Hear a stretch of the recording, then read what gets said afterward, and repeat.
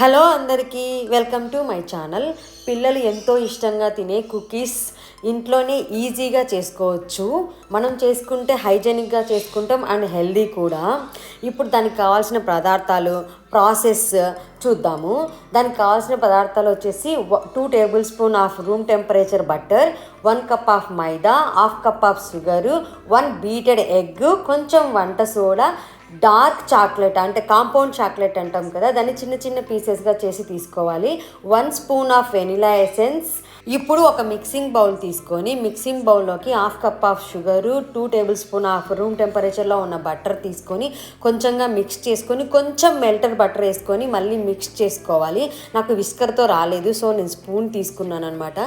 తర్వాత కొంచెం కొంచెంగా మనం బీట్ చేసిన ఎగ్గును వేసుకుంటూ ఉండాలి. ఇక్కడ మీరు ఫ్లఫీగా అవడం చూస్తూ ఉంటారు. తర్వాత కొంచెం వంట సోడా, ఆ ఎగ్ స్మెల్ పోవడానికి వెనిలా ఎసెన్స్ కూడా యాడ్ చేసి మంచిగా మిక్స్ చేసుకున్న తర్వాత మైదాని కొంచెం కొంచెంగా వేసుకుంటూ కట్ అండ్ ఫోల్డ్ మెథడ్లో మాత్రమే మిక్స్ చేయాలి.